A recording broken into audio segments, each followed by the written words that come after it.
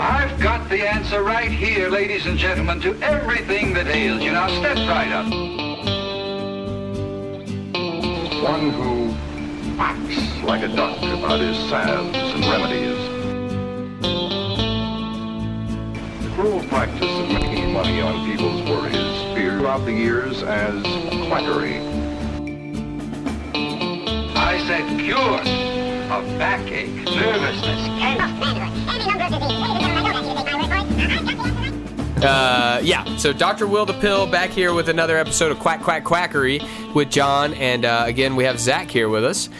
Today we are talking about laudanum, which also was called at the time the poor child's nurse, and we'll get into why that is. I don't know if you guys remember the old the flick. It was a small movie, Wizard of Oz. Remember I've when never Dorothy? seen that. No, Oh yeah, I've never seen it. She fell asleep in the poppy field. Oh, is that really a poppy field? Uh-huh. Interesting. Yeah. Wait, let me see it. Yeah, I watch a lot of Drugs Inc., so I can tell you. Yeah, poppies. Okay. It's actually, it was a really shitty job of them making fake poppies. I thought poppies were pink. They're all different colors. Oh, okay. Yeah, Gotcha. yeah. But today we are drinking a delicious, actually Zach's it's actually all-time really favorite good. beer. It is the Founder's Breakfast Stout. Wow. And is so good. I'm gonna play a little something from our beer expert here. It is actually really good. All right, so Founder's Breakfast Stout is a total classic. Founder's is out of Grand Rapids, Michigan. 8.3%. It's made with 2 types of chocolate, 2 types of coffee, and flaked oats. They call it an oatmeal stout. You don't really get oatmeal flavor out of it. Oats are more a mouthfeel enhancer. They make it silky. This is just an absolute classic, and I would absolutely recommend drinking it for breakfast. And then, as far as the reason we chose it, tell them a little about the label. Yeah, so there's if you guys could see the label, there's a little kid eating out of a bowl, what's presumably a bowl of oatmeal. And in Founder's home state of Michigan, as well as I think one more, there was a brief period where they were told to take the kid off the label because they felt it was associating them with childhood drinking, but luckily that went away and they put the kid back on there. So, Cool. Yep. All right, man. I appreciate it. Okay, so the reason we picked this topic and this beer, as we'll get into, as I said, the poor child's nurse, obviously they were giving laudanum to kids, and so a picture of a kid eating a bowl of oatmeal on it is perfect, especially with the history of the fact that they wanted to take that off, for because it had a kid, drinking. Obviously, they're eating oatmeal, but I wonder what the chocolate is. It said 2 types, like dark chocolate, I imagine. I don't know. I'm not a chocolatier. I just know the beer tastes really good. Yeah, it does I got taste a good. really bad habit of drinking these 'Cause, dude, a few years ago. Stouts usually, stouts usually taste okay, but this is like really smooth. And the It is coffee's good. pretty forward on this. I It feel is. like. You can definitely taste the toffee. I could the definitely coffee. drink this for breakfast. Oh, Probably yeah. even hot, to be What's honest. funny? Yeah. So Zach is drinking it, room temperature, and John and I are drinking it cold. And I think it's good cold. I'm not like a weirdo.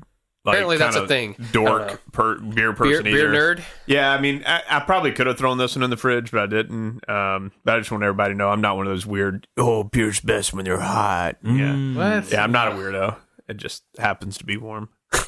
So what is laudanum? So laudanum is a tincture of opium containing approximately 10% powdered opium by weight, which is the equivalent of 1% morphine. So as we'll find, morphine is actually a natural product from opium. It's not synthetic. It's a percentage. So if you purify opium, you'll get the morphine. 10% opium. The rest is typically alcohol in these tinctures. So the funny part is we've used it as a cure-all, laudanum, opium, for everything. But the reason, why I especially wanted to bring it up on this podcast and for the beer is they used to use it for infants for teething and sleep. Holy shit. Basically to shut your kid up so they would Yeah. stop crying. So They there give will them be opium. blood. It was that laudanum. I can't remember There Will Be Blood. I know I've seen it. Yeah, it was Coen Probably. Brothers flick. The oil driller. Oh yeah, what? And his son, like his eardrums burst, like during a explosion on the mine. Oh yeah, Oh, yeah. yeah. and he I was giving remember them the milk with the opium in it. Oh yeah. Yeah. So I mean, it may. So laudanum in general is kind of a term we'll find out. And this episode is really about the the poppy opium and the uses of that. I just think laudanum is a cooler name. Oh, and for sure. And the focus on Sounds giving a it lot to fancier. kids. Oh, way fancier. So how do you get opium? Afghanistan. They we got They it. do have a lot of opium. A lot of it. So opium is if you have a poppy before it blooms, when it has its little pod, that you score or scratch the pod, and it will leak what's like it's like a latex. It's the same as like a latex from a rubber tree. And that's a little milky substance from the flowering pod, and you take that and you dry it, and that's opium. It's that simple? That's that simple. It Really? takes you need a lot, but you can grow. And poppies aren't illegal to have, Right. so you can make your own if you Are want. you serious? So it's not a processed chemical? No. Really? So opium's not as strong. And you need a lot of it because then once you dry it, once it dries, it's a lot less. Yeah. What is opium like? Is opium like a standalone drug? It's not like combined with like heroin or anything. Oh, it is. It is heroin. It is heroin. Okay. Right. Okay. Yeah. It's We'll an get into where. Sorry. No, you're fine. No, so opium has been around since 3,400 BC. Oh, my. So that was when they first had the ancient Sumerians were seen referencing and making the drug from poppies. They figured it out that long ago. They said 10 to 12% of opium is the analgesic alkaloid morphine. So you just make that when then you can chemically process that to make heroin and other things. So I think we need to do a special episode on heroin because they actually came out with heroin at the same time that the company Bayer, you might have heard of them. They came out with two products at the same time. One of them was aspirin. One of them was heroin, and the bottles look the same. Bayer asprin, Bayer heroin. What? Heroin? It was supposed to be That an was the name? alternative Was to heroin? morphine. Oh yeah, Wait, so that was legal at one point? oh yeah. You just take it in a little bottle like a pill, like an aspirin. One of them was one of the biggest drugs in the history of the world. The other was one of the biggest drugs in the history of the drug world. Wow. Isn't that cool? Yeah. So Crazy. heroin would be what's called an opioid. So opiates versus opioid. So morphine and opium are opiates, which are natural versions of it. And then opioids are synthetic versions of those. So they're going to, there's actually, which is weird that we were built this way, but there's actually receptors in our brain to receive opioids and opiates. So like we were built to use these things Do you almost. think? Do we produce them? Does the body produce them?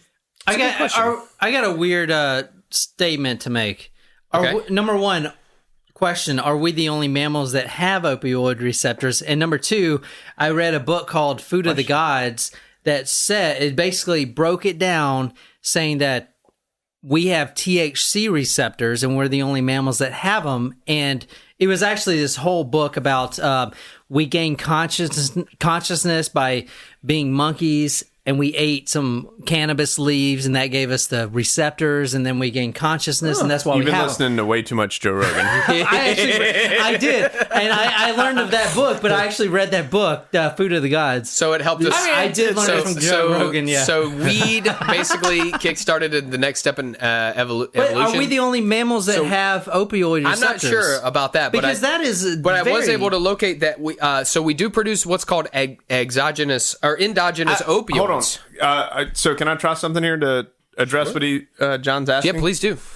What is tramadol? Oh wait, yeah. So never mind. You're right. I didn't think about that. What do you yeah, mean, dogs do tramadol? have opioid receptors because Dogs have so opioid? you can give tramadol. Well, it's very commonly Tramadol prescribed. is- Although they must have less because you have to give your dog a lot more. Tramadol is a very mild, not very strong opioid. So if you do not have opioid receptors, opium will not work for you. You won't feel anything. Is it toxic So you if have you to don't have have the the receptors, receptors. or it just doesn't work? I mean, probably the same way it's toxic for us. Okay. Otherwise, it just So- wouldn't give you the I mean, pain what I'm benefits. saying that the reason we have receptors is because we've had to try it at one point. So they right? say. So what's weird? Okay, so I think it's probably just a kind of a.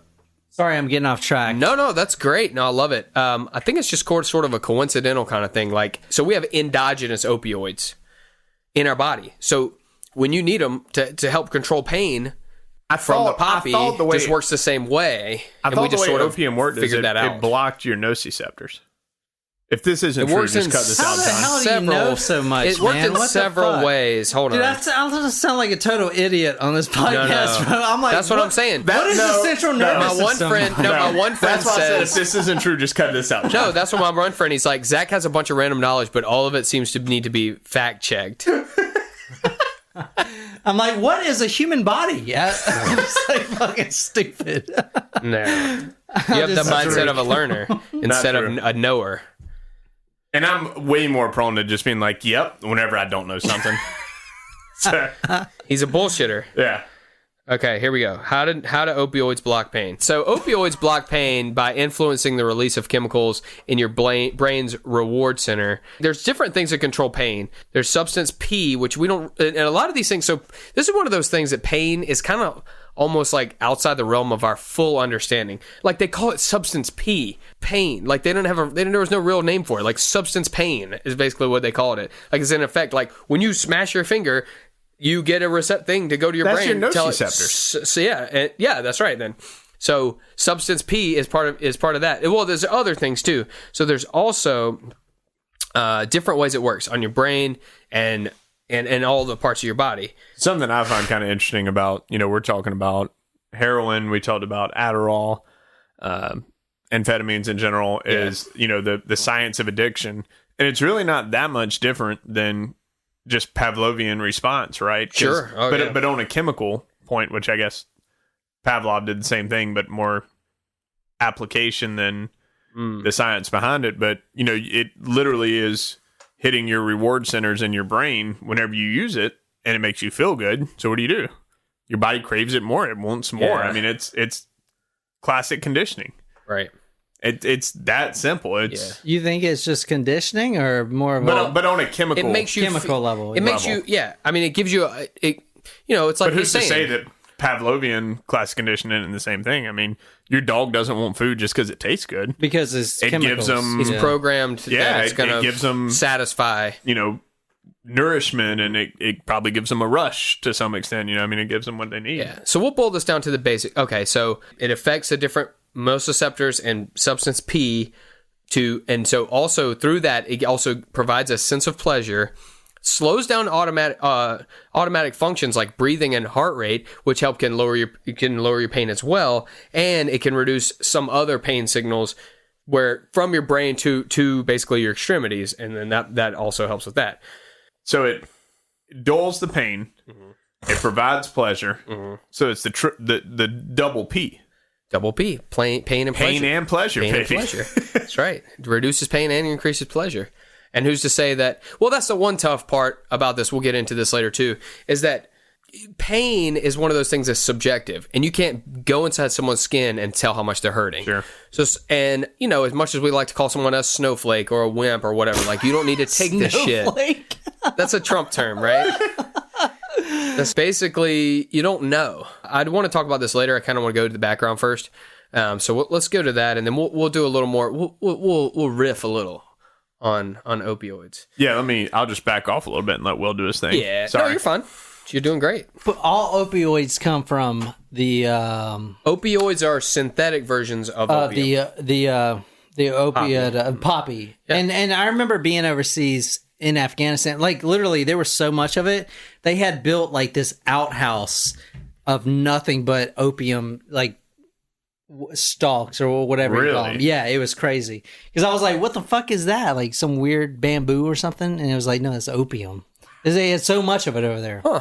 My buddy said that whenever he was over there, he's like, he came back, he was like, yeah, we're guarding a lot of opium fields over there. Oh That's a lot yeah, of dude. what we do. It's crazy. Dude, I'll show you a video. Oil and opium. Man, Dude, that sounds like a book. I will show you. No, there was no oil where I was. At least there was no oil over there. But what I will show you a video of me walking through like a mile of weed. Poppies? No, well, not poppies, but like marijuana leaves, just grown like corn. Holy shit. And I'll show you the Why not? the cows. I have a picture of his cow that's like skin and bones because like they don't eat anything because the Taliban comes in and is like, you can't grow corn, you got to grow only marijuana. And these villagers were starving. just feed but it them was just, like, brains of other weed cows. fields. It's crazy, dude. That is crazy. Yeah, but opium everywhere. So we're fast forwarding from obviously, well, it's been used a ton in ancient times too, as just straight opium. The old Chinese opium den. Yeah, we're going to get into that. Opium is it has such a huge, long history. There's no way we can cover all of it. I'm going to try, to hit the highlights.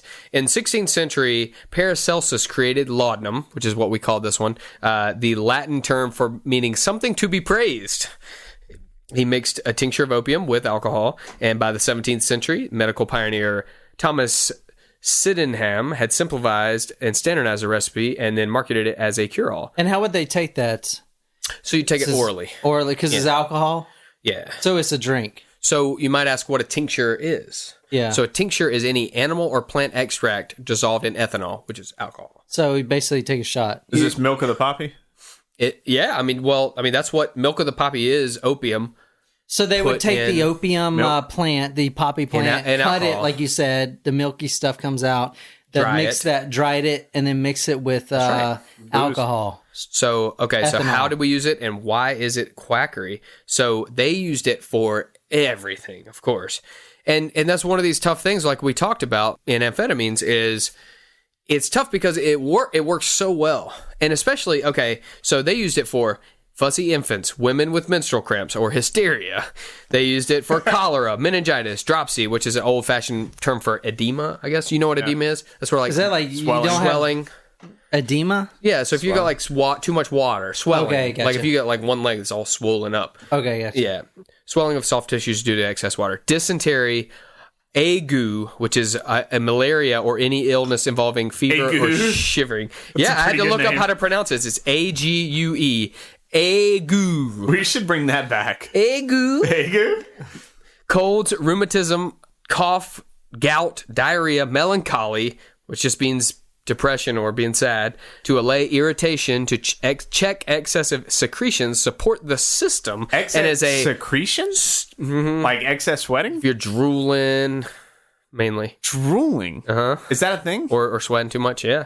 Oh, yeah. Well, and actually they use liquid morphine now a lot of times with hospice patients because they'll just be like, they won't try. Sad drooling. But plus... I guess there's not happy drooling. Not really. If you're at the strip club, yeah. Or post-coitus. Or Post-coitus? What the fuck? I was going to say it, Golden Corral.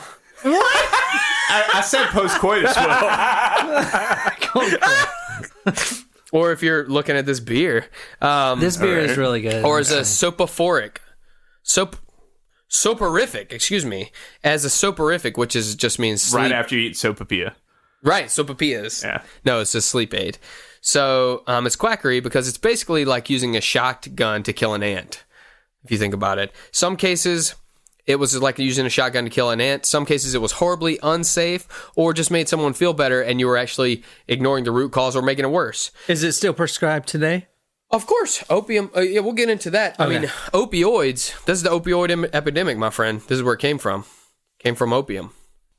And I'll go into a lot of these advertisements because they're amazing. So what's the difference? Like, how would, like, let's say, in theory, let's say I go out and I do meth, and then I do heroin. Like, That's a speedball. Like what? No, not the same. Like 1 week. Oh, I didn't know that. Like one Saturday I do meth, and the next Saturday I do heroin. Sure. Like what am I meth is a experiencing? number. Can I tell you from a practical sense? Yeah. I thought you were going to I've say done it, from experience. but I do know some people that I directly communicate with that have been in this situation. Yeah.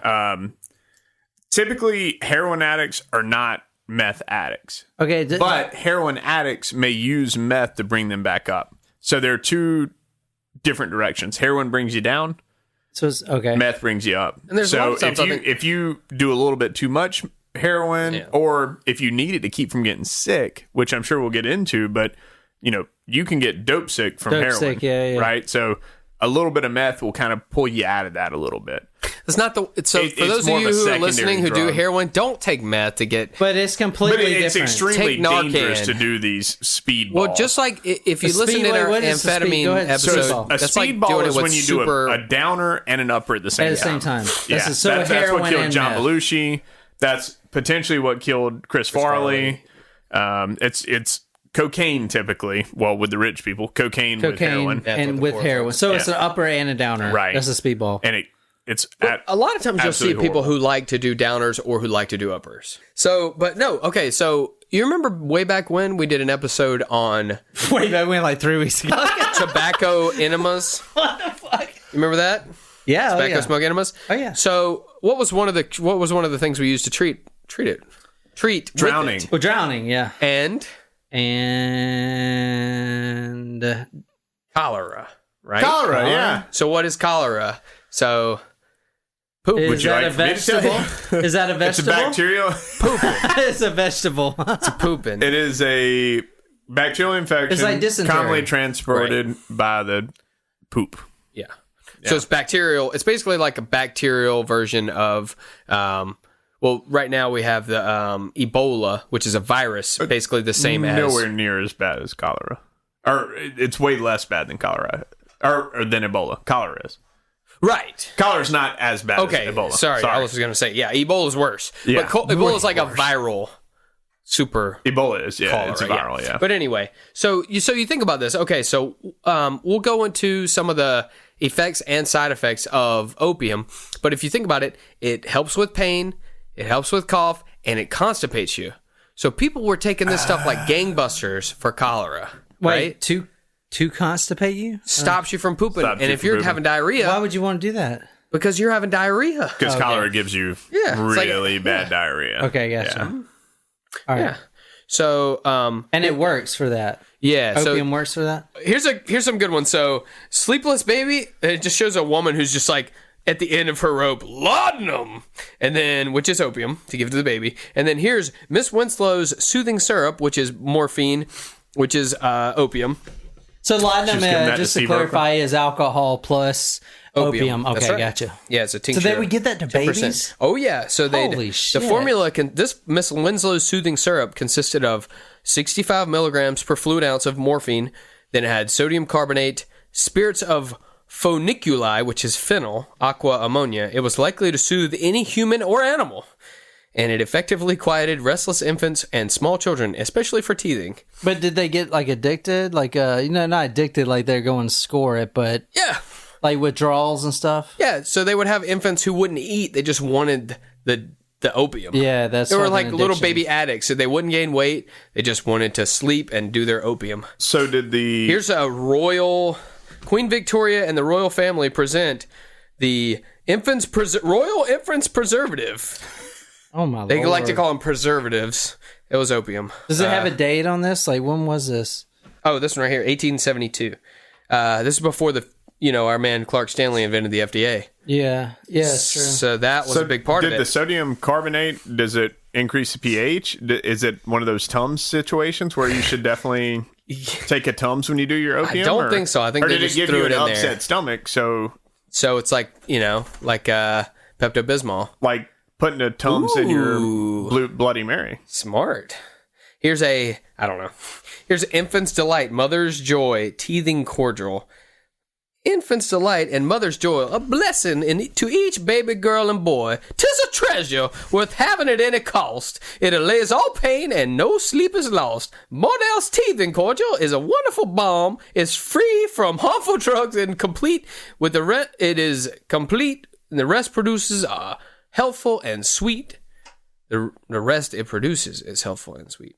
Then there was Hodgson's Genuine Patent Medicines. This is great right here. So there's a picture of these two women, okay, and this is an actual ad. It says the text reads, "Miss Easy, your house says it's going to tumble down upon the spot, and your child is in the cock loft. Never you mind, Miss Foom. I gave it a bottle of infant's preservative before I went out, so there's no danger." Basically, like the house could fall down and the baby wouldn't wake up. Do you 'cause think the I babies don't know were what I'm up with that voice. It filling- kind of went from A little mammy. it went little from mammy it voice went from there. British to like Aunt Jemima. I'm very Yeah. sorry about that. Do you think the babies were feeling like high almost? Like, Yeah. You think so? Oh, For shit. sure. Holy They've got opioid shit, receptors. dude. Holy fuck. So what was in infant's preservative? That was Jesus. carbonate of magnesia, which actually that'll help with That's making them poop. magnesium hydroxide, right? Or no, it's magnesium carbonate. Uh-huh. And again, really high pH, or not necessarily high It'll pH, make you- but it's a high alkaline. it'll help highly you alkaline poop, too. substance. Sugar, oil of aniseed, 20 drops of spirit of sal volatile, laudanum, which is The opium and alcohol. And syrup of saffron, caraway water. For taste. Sure. Okay, so they were legitimately getting high. getting babies high. So they would high like a heroin addict. So this is sad because that's fucking crazy. Because it has to have lifelong effects. This is why it was so popular. Okay, you have these poor working moms, and they couldn't afford to stay home with the babies or give them to someone to take care of. So they would literally give them opium, go to work, and come home. They didn't have daycares. So I guess back then. I mean, they probably did, but they couldn't afford them. It was like their babysitter. That's why they call it the restless, or the poor. What did I call it at the beginning? It's like that. The poor child's nurse. What movie was that? It was like National Lampoons, or not National Lampoons, but like I don't remember that on Christmas Vacation. He was like, "We're gonna be gone all weekend. Here, just play with this box of snakes." Never mind. Yeah, that was vacation. That was Vegas vacation. Yeah, Cousin Eddie. Vegas. No, what was that? Was just the regular vacation, right? Either that or Vegas Vacation. I can't remember. No, it was Vegas Vacation. You know, it was Vegas movie Vacation. that has nothing to do with that movie. I love and it movies. has nothing to do with the story. But Tremors. It's on Netflix. Love Tremors. Yes, It's on Netflix. dude. Yeah. You gotta stand on top of the house so you don't get eaten by a worm. Dude, Bert, like what? We can watch it right now. Oh, You know wait what a I mean? minute. This is awesome. Okay. That is a Let's freaking just great turn this tie-in. podcast Oh, my off. God. I can't believe you guys. This is a great tie-in. But that was me, so I want the credit for that. Okay, so you remember in Tremors, who's Kevin Bacon's in Tremors, right? Yeah. But anyway, that didn't have anything to do with this. I was just thinking of. You remember when they go to that crazy guy who has all the guns house? Yeah, And that's the which guy. gun do they get? The elephant gun. Oh right? yeah. So that ties in perfectly to our next question, which is, we asked our specialist here. He has a PhD. His name is Dr. Phil. Not that Dr. Phil. But We'll like call him PhD a real Phil. doctor, right? He's a real doctor. He has a PhD, and actually, he works in a hospital in California where they test for different kind of opioids, and they do experiments on them. So I'm going to bring up here. I asked him to say a little something on. I said, "What? Well, for instance, what's the strongest opioid in the world?" This segment's called Facts by Phil. What's up, quackheads? This is Phil, and here's your fact. Strongest opioid in the world is carfentanil, which is 10,000 times stronger than the same dose of morphine. Carfentanil is really, it's a rhino tranquilizer or elephant tranquilizer. It's used to take down big game and sedate them. And it's been linked to numerous opioid deaths in the U.S. since 2016.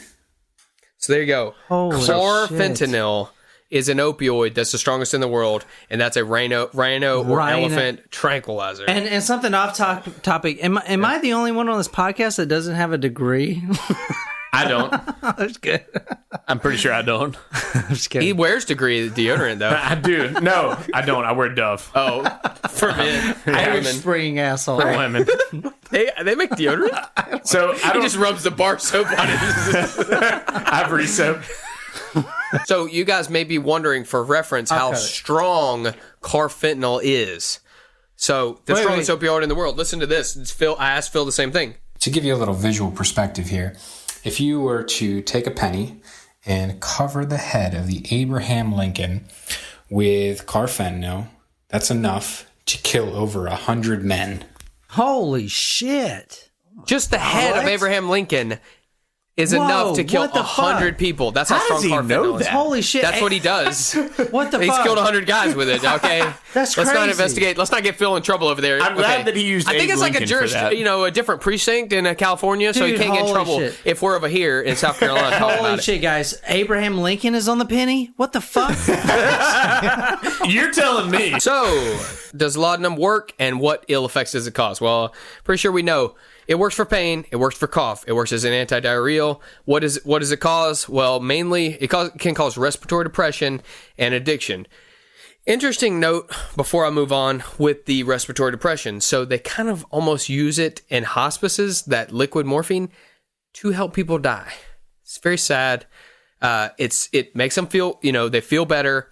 It dries all their secretions, and it slows, because they'll get what's called they get air or oxygen hunger, where they're basically like, you can't breathe really well, and it helps them slow down their breathing. Is it But agonal breath? They need, Not really.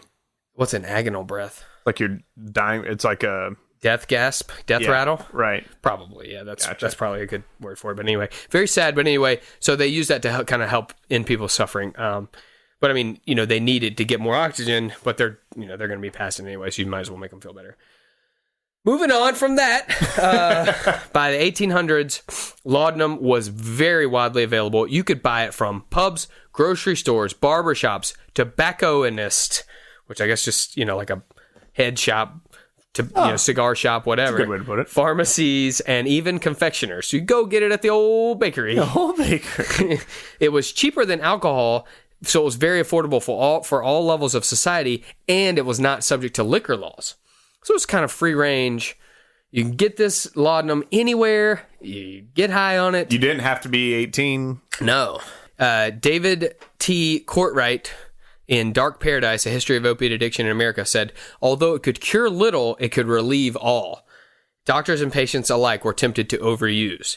And they still are today. So they also, again, as we see, targeted towards women, especially later in the 1800s, for menstrual cramps, headaches, anything. So they said by the end of the 18th century, more than 65% of users of laudanum and opium and laudanum were women. The addicts were women. And they gave it to their babies, too. So I have here a clipping from the New York Times, 1879, the cause of a child's death. Coroner Nolan held an inquest yesterday in Brooklyn, the case of Mamie Kohlberg, aged 1 year. I don't know, you could be named Mamie at 1 year old. Yeah. She died at her parents' residence, 52 Bushwick Avenue on the 17th. Evidence the child's father, attending physician, tended to show the child had been poisoned by opium, which had... So basically, they gave her Muel's teething cordial, and she died. She wasn't charged, Teething cordial? Was the mother charged? No. Mm-mm. Okay. I mean, why would it be her fault? So it's literally designed for teething children. Yeah, so that's when, that's 1879. So at the end of the 1800s, they're starting to realize that, they knew. It's sort of like, always when you were smoking cigarettes, this can't be good for me. Right. So they knew. A 1 drachm ounce of laudanum was cheap enough, about the price of a pint of beer, and its sale was totally unregulated until late in the century. Medical officers were convinced that one of the major causes of infant mortality was the widespread practice of giving children narcotics, especially opium, to quiet them. So by 1868, laudanum could only be sold... So in England, this is the first time it starts getting regulated. 1868... only registered chemists could sell it. I don't know what you had to do to be a registered chemist, but they had to label it as a poison. So did they have pharmacists back then? Some countries had pharmacists by then. Some countries didn't. They had loosely based druggists. And there's we can do a fun episode on the invention of the pharmacist. So the first one in America was actually a French guy, and they made up the test in New Orleans. So he came obviously from France to New Orleans. He was registered. He was a licensed pharmacist in France, came over to New Orleans, and he's like, oh, there's a test? Oh, oui, I take the test. Aced it with flying colors. First licensed pharmacist in America, and there's a pharmacy museum there where he practiced. Of course. Fuck. So that was the first, 1868 in England, the first restrictions on its use, which usually England is the one causing the problems, but this time they're starting to do it. So the status quo in America was the same, though, until 1906, which is when old Teddy Bear Roosevelt, and thanks in part, we think, to the Rattlesnake King, Clark Stanley, right? Mm-hmm. Thanks to snake oil and those sort of things, they had to come up with the Pure Food and Drug Act, which required dangerous or addictive drugs to be on the label. So some of these teething cordials and shit, they wouldn't even say that there was opium in them. Which is crazy, right? So, right. And then 3 years later, the Smoking Opium Exclusion Act was included. What was their first stab at prohibition? But there's actually an interesting thing. This is an interesting act because a lot of people said it was a racist act because they thought they just wanted to curb Chinese immigrants from smoking opium like they wanted to, and they thought that it was going to basically get down on the Chinese. So and there was just to clarify, there was a lot of Chinese immigrants in America, right? Correct, because they were building the railroads, exactly. And we were bringing them in to be indentured, slaves, basically. Slaves, yeah. Right. So it's not sugarcoat it. So I'm gonna I had this down a little ways, but it fits in right here. Here's a good picture of an opium den, And so you guys have heard of these opium dens. It's basically where I've heard this is where the term hipster comes from because they lay it on their hip. Really? No way. That could be. That Did you could be make that bullshit. up just No, now? I heard that. I can't remember who told me that. But Where the tight pants and the beard come out. And the I mean, they had it right there. There you go. So I didn't know this either. Did you know it is impossible to smoke opium in a tobacco pipe? You can't smoke opium. You actually have to. What's it? Oh, okay. I was about to ask what a tobacco pipe is. The wood will catch on fire before the heroin does? Is that the problem? So opium neither burns or converts into smoke. Rather, it is distilled into vapor through a chemistry quite unlike any other smoking process. The art or chemistry of this, when combined to an appropriate design of lamp chimney, properly trimmed wick of fitting fiber, the craft of employing the slender spindle to heat, spin, and knead the opium. It's a big, long process. Basically, where you have to. Shit. So you can't smoke heroin, right? No. Yes, no. you can. This isn't. I disagree. So they didn't. So what I'm trying to say is you right don't. now. So you know how? Okay, when you You smoke, can smoke that shit off aluminum foil. when you All smoke, right, out of an apple. hold on. When you smoke weed or when you smoke tobacco, you light it on fire and you Correct. breathe in the smoke. With this one, you heat it up and it makes a vapor that you inhale.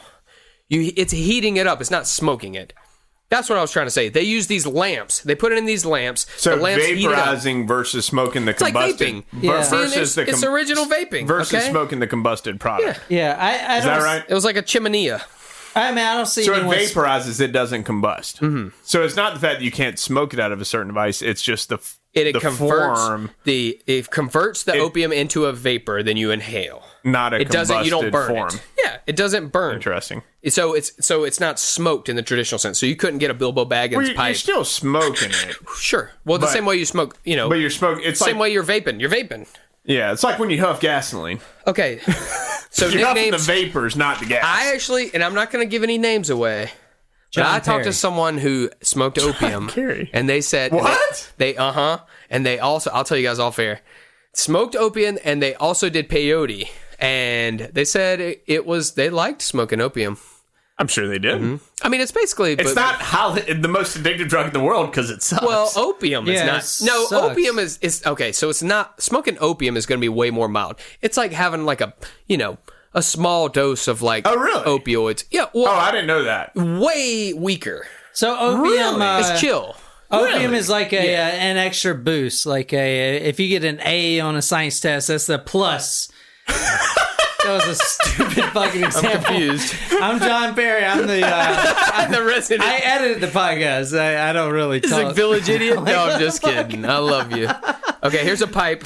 So you can see like they like knead it. It's like it's almost like thick tarry kind of stuff, and they just vaporize it. No, it gets you high like a downer would.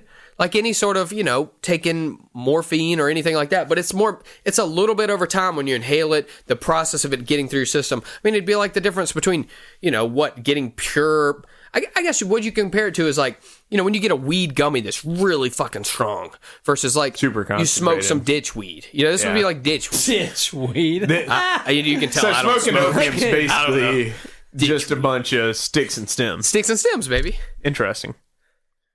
Yeah. The more you So know. nicknames for smoking opium were Auntie Emma, Big O, Black Pill, Chandu, Chinese Molasses, Dopium, Dream Gun, Fido Knee, like Dream Ghee, Guma, Midnight Oil, and Zero.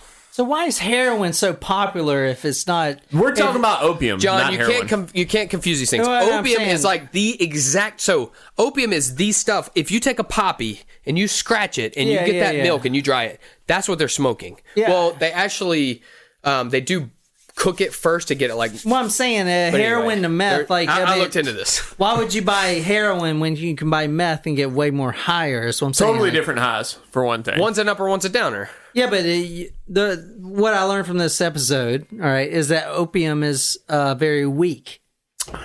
Sure, But but heroin is not. That's But- a synthetic version. Okay, gotcha. Way stronger. Okay, so just like we heard from Phil So it's a earlier say that processed, concentrated. carfentanil, like a head of a penny Okay, could kill gotcha, 100 gotcha. guys. It's a scale. Okay, gotcha. Okay, Makes so I understand why you're what was confused an on this one, opium? John. Well, all I right, get so it. we'll go back I here. should just do some and then Well, see you would for know. myself. I mean, I think if you're gonna That actually, sounds like a good idea. to be quite I honest, would. and I don't want to Because they don't say you get hooked after the first thing at all. it takes more than one hit Yeah. of meth.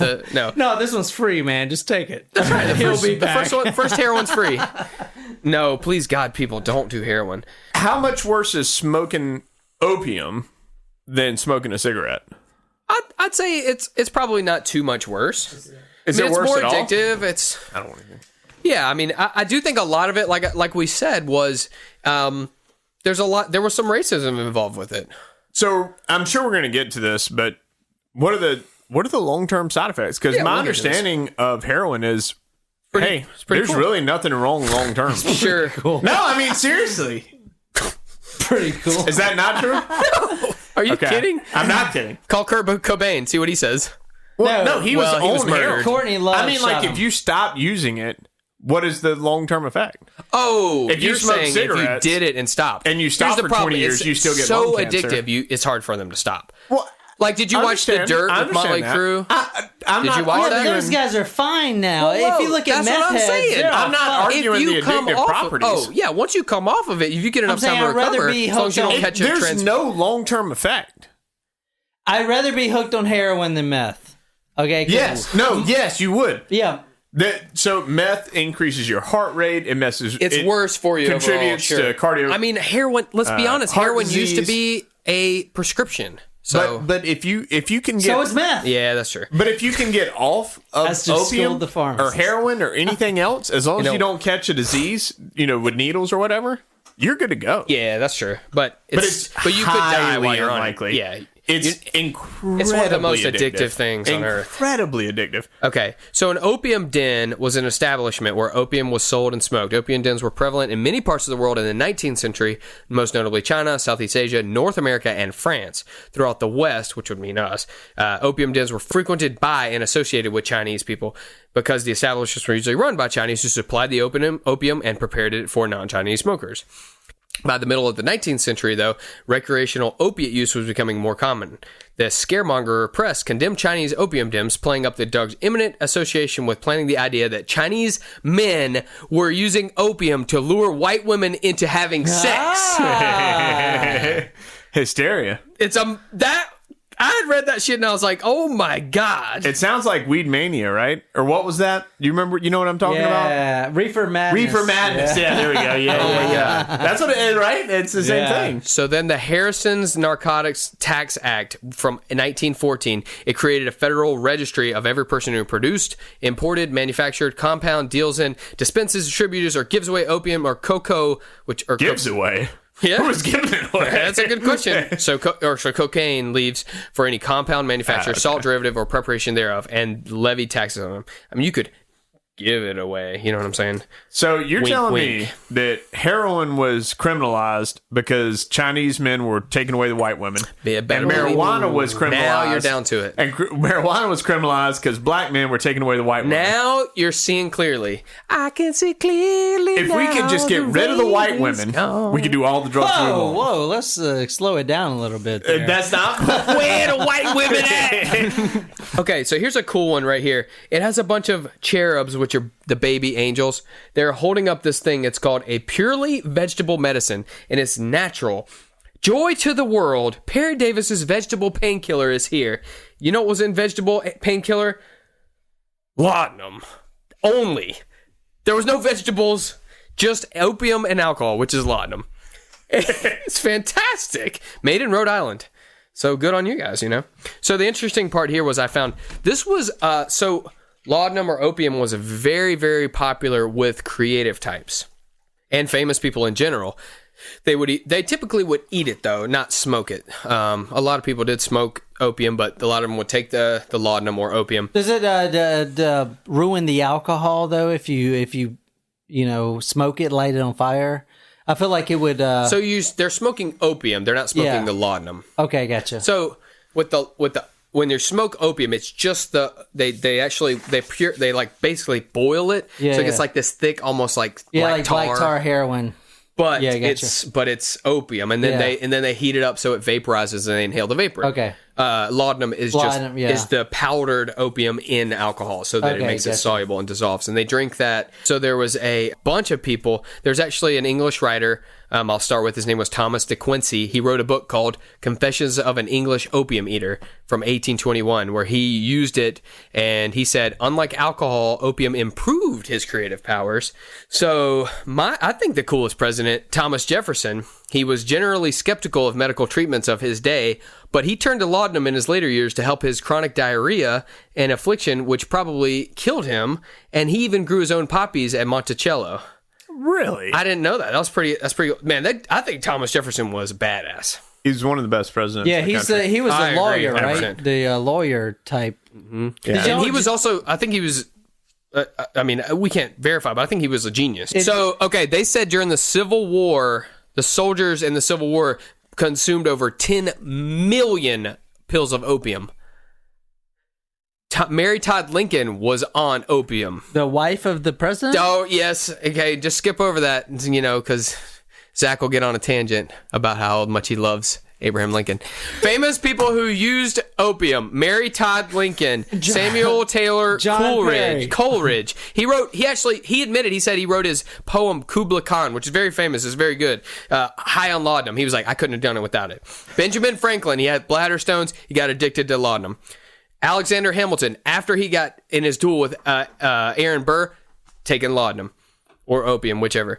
Like I said, the Civil War soldiers, 10 million opium pills were estimated to be taken during the Civil War. Bram Stoker, Charles Dickens, George Eliot, Dante Gabriel Rossetti, which is not Dante's Inferno, I looked. But he did a lot of crazy, cool, good stuff. Percy Bysshe Shelley, Lord Byron, and... Lord Byron, is that the scientist? You know who you forgot? You forgot the guy from Alice in Chains. And the caterpillar off of Alice in Wonderland. Lord Byron I'm an idiot. was an English poet, peer, politician.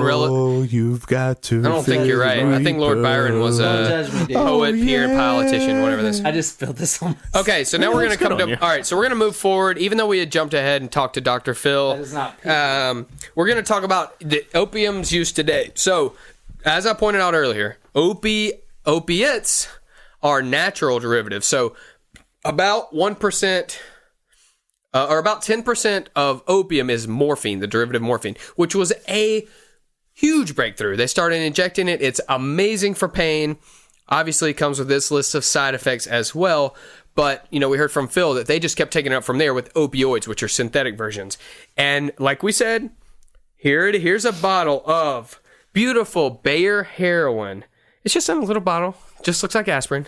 So they thought, okay, people are getting addicted to this morphine stuff, which is the derivative of opium, so we're going to give them a beautiful bottle of heroin. It should be great. Turned out not so great. Super addictive. It's trouble. So, obviously, the problems with opioids and opiates, well, as they get stronger and stronger. So, a lot of times what happens, you get the prescriptions. I see it all the time. You have these pain clinics where they have hydrocodone, oxycodone, hydromorphone, morphine, oxymorphone, and on and on and on. And so they're great. So it's a tough balance because they're great for pain, but they're very addictive. They cause a lot of constipation. They can cause respiratory depression. And, the worst part, I think, is that since they're so addictive, if you ever get cut off, you're going to turn to street heroin. Is so much cheaper. Can you explain something right quick? Like, how is it addictive? Like, what makes it addictive? So like we talked about earlier, multiple ways. So it takes away your pain and it provides a feeling of pleasure. So it's taking away the two P's, as Zach said. It takes away pain, it gives you pleasure. So it's addictive in that way where it's a chemical, basically. So you want to chase the feeling. You want to chase that same feeling. Any drug is addictive. It makes you feel good. You want to chase that same high. Chasing the dragon. Okay, well, and my understanding is, and this kind of goes into a little bit of a story, but the dope sick part of it really contributes to the addiction because you get to a certain point. It's not that you want the drug; it's you don't want to be sick. You don't want to be sick, yeah. And Will, please correct me if I'm wrong here. but I think it's somewhat similar to a hangover. It's your body. So whenever you're hungover, little hair to the dog to bit you. right? Because the majority of there's a lot of different things going on with a hangover. Dehydration, all that good stuff. But when you get the anxiety and somewhat of the nausea from my understanding, the Sunday scaries, it's actually... You ever heard of that? You have a really, really bad hangover on Sunday. You feel like... And you start stressing out you about think work your life is like, or, my life is shitty and you get anxiety and you get these heart palpitations. You never had a really bad hangover on Sundays? Dude. They call it Sunday scaries. Yeah. Sunday morning coming down, as Johnny Cash would say. Ooh. So the whole reason you get that is... Alcohol is a depressant, right? Yeah. So what a depressant does is it acts as a outside depressant to your brain. So your brain stops producing its natural depressant qualities. Right? Well, am I on track here? Well, it's not regulating itself or it slows down its production of the depressant qualities because you have too much in your system already. You're not allowing yourself to... You're not modulating the right amount of brain chemicals. So you're basically staying... And you overstimulate your stimulant chemistry in your brain. Right? Stimulate a stimulant? Huh? You overproduce the stimulants in your brain when you're drinking. You're hitting different. So you underproduce the depressants and you overstimulate the stimulants. You're just working. I mean, you have to think of and you have to look at what you're hitting more. You're hitting the dopamine. It's basically like you're dumping serotonin. Dopamine. Right. You're hitting feel goods, and it's basically when you stop. Your brain doesn't immediately start going back to normal production. Okay, gotcha. So there's a period there. Well, there's homeostasis in your body. Anytime you give it something, it's going to stop making it for itself. That makes sense. Yeah, so your body stops making, for a brief period of time, you're underproducing the stimulants and you're overproducing the depressant. Homeostasis, you got to get back and to all of a sudden, you're anxious as hell and you're sad, but you're also kind of jacked up because your body's overproducing the stimulants. That's why you get the shakes. And that's also why you can die from alcohol poisoning. If you drink too much for too long, your body really starts overproducing the stimulants in your body, and you get basically it's like doing too much crystal meth, too much Billy amphetamine, Crystal, like doing too much Billy Crystal. So is that the same thing as the dope sick? Whenever you're doing heroin, because I see that a lot on Drugs Inc. I mean, it's maybe. Sounds right. So there's a direct opioid receptor antagonist now called naloxone, and that's Narcan. You probably heard of that. Yeah. Like firefighters, that's what they shoot EMTs them, all take it. So it's a nasal saline, or so if you overdose on it, you give them that, and it basically reverses basically all their but they wake up pissed because it's basically an instant. They're basically instantly in sober or whatever, awake and hungover. And hungover, they're like dope sick. Yeah, they're like addicted, but they just completely had it all wiped from their system. Instant dope so sickness. They are so pissed and they feel so bad, but they're awake. And so you got to be careful of those. But then, like Phil was saying with like fentanyl, carfentanil, all that stuff is so strong that like sometimes they can't give them enough to clear the receptors. Yeah, I just die. Oof. I know a guy who is. Go ahead. Sorry. I know a guy who was a heroin addict for like 20 years. And he's like, I mean, I got to the point. Is like, it's kind of like drinking. You eventually get tired of just kind of like getting drunk and going out kind of thing. He's like, heroin's not that much different. He's like, you don't get high on heroin, go to the bars or anything, but you kind of get tired of just the high. He's like, but you end up in this place where you're just maintaining life because you got to keep getting high to keep from getting dope sick. Jesus. And so he's like, I would set my alarm for 4 a.m. before work. I would wake up and have lines of heroin on the nightstand. I'd wake up, do some heroin, go back to sleep, and then I'd wake up at 6 and I'd feel pretty good to go to work because I wouldn't be dope sick. Fucking nuts, man. Okay, so here I'm surprised you guys didn't ask this before now. Okay, so you guys have you guys heard about eating poppy seed muffins or eating poppy seed? Yeah. So in the military, it's a Elaine Menace. But but it'll actually show up on a drug test. So here's why. So they wash poppy seeds before they cook them, but there's still some whatever, like, contaminant on there. It may be like, if they accidentally scuffed the any of the poppy, bud or whatever, the bud a little bit, it can get in there somewhat. So you can get a positive test with those a lot of times because it'll last in your system for a little bit. It won't get you high. Like eating those will not get you high, but you could test positive. Test for heroin. You're going to get, or for any sort of pain, opioid or opiate. Wow. Another interesting thing was I looked up, actually Heather looked this one up. Thank good on her. She said that actually there's this thing you can buy called poppy tea or poppy seed tea. And you will get high off of it. And it's very dangerous because what they do is they don't wash any of it. They take like all of it, the sticks, the stems, the seeds, and the old pods that are dried out, and they mush, they grind them all up into a little thing, and you make a tea with it. Well, the variability of the potential for there to be opium in there is widely variable. So like it could have a ton in there, or it could have hardly any. So you might drink 2 cups. You could have 2 really high doses, and you could be screwed. You could have, kids who are getting high on this opium or this poppy tea. And you can get this like on Amazon or something? So you can overdose, She found it online. I'm not going to say how you can find it. So you can't overdose, right? Like you could overdose on poppy tea. Oh, sure. Oh, okay. yeah, definitely. Oh, it doesn't take much. So y'all need to be careful. Especially if you don't do heroin often. And you all of a sudden drink a bad batch of tea, like this tea he's talking about. I mean, so what do you die from when you overdose? Is your heart respiratory depression? You'll stop breathing. It's the same thing as alcohol poisoning. Okay, any overdepressant. So the reason you die from alcohol poisoning is your body basically you've depressed all the operations, right? Well, I mean, You slow your heart die rate. From you're gonna slow your heart rate. You're gonna slow down. That's your why they breathing. hit you with the adrenaline, right? On Pulp Fiction. That's right, right in the heart. Exactly. You guys want, so just a kind of a fun, quick hitter, and we can just bullshit anymore. And it actually, without me even intending to, it related to your boy and to our thing about carfentanil. Here's a penny, and there's a laudanum thing. You can buy this shit to put in a kid's dollhouse. Dollhouse laudanum. But it is... What the fuck? So if I grow a bunch of opium... Wait, what the fuck? It's not real. It's just an old bottle that says laudanum for people to put, and they just put it next to a penny to see how big it is. But like to put it in a kid's dollhouse, like what the hell is that? But did you say that's how prevalent it was back in the day? I could grow opium and not get in trouble? Sure. Because on the drug zinc in like Colombia and all those Brazil and stuff. Local, state, and federal regulations. Exactly.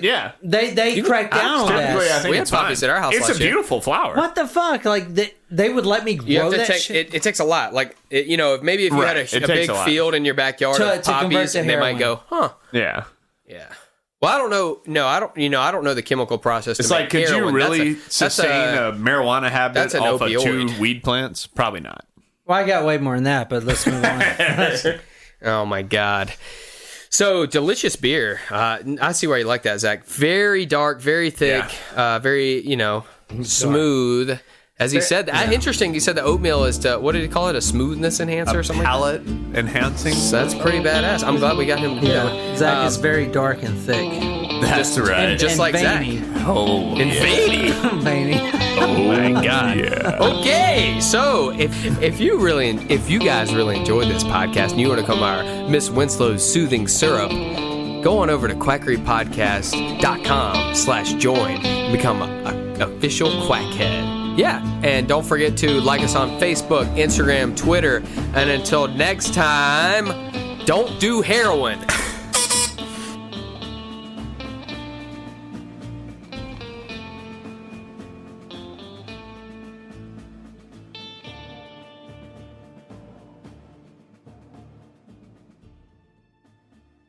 I'm going to try to start doing some, continuity with the episodes. Dude, what the fuck is up with your dog, man? She's going crazy on that ice. He's feeding her ice. You want me to close it? Yes. Oh, okay. Do you want her to keep eating ice? Well, I didn't want the 9/11 chair to knock she has a low iron deficiency, Zach, okay? Oh, Lily. Yo, did you just take my beer? Yep. What the fuck is that? Yeah, you were nursing yours. Why don't you want another? I was waiting for the next episode, asshole. Why don't you take it now? I thought it was a fucking... The sitting M&M. I thought this was like I had to wait for the next episode. Fine, I get the colder one. We're gonna drink dick. The cholera epidemic, really, of what? London, right? In America. So, Or yeah, it was in America. Boston? Boston. Yeah. Boston. And then I'm beer sorry. cured one of it. Zach's favorite And stories. So Yeah. it's interesting. As a wastewater operator, that was the Jon Snow was the statistician, quote unquote, that you were talking about. Nice. And he is known as Yeah. the father of wastewater. Cool. And that's where chlorine treatment of wastewaters was invented. Oh, wow. That we still use to this very day. It's the only reason that you can go and swim in a river that wastewater plants discharge to, and not get sick. It's thanks to Jon Snow in that story y'all Jon told. It's Snow. a really Here, big let's raise a Cheers. glass to John. Cheers to Cheers. Jon Snow, Jon the unsung cheers. hero. And- I loved him though. He was really, he's really funny. It's like me doing a live show. Like I'm more funny than a Nancy, like a Nancy Sure. Grace or whatever. Like serious. I don't know. I'd say about equally as funny. We love Nancy Grace. Come on. What a low bar to set for yourself. Ooh, Nancy I think I'm Grace. funnier than Nancy Grace. Maybe just I'm gonna try a break little down. heroin, man. Just Just chase that dragon a little Ladies bit. and gentlemen, do not It's listen to right Zach. out there Do in not front of chase you. that dragon. Please don't do heroin. You won't. You'll ruin your life.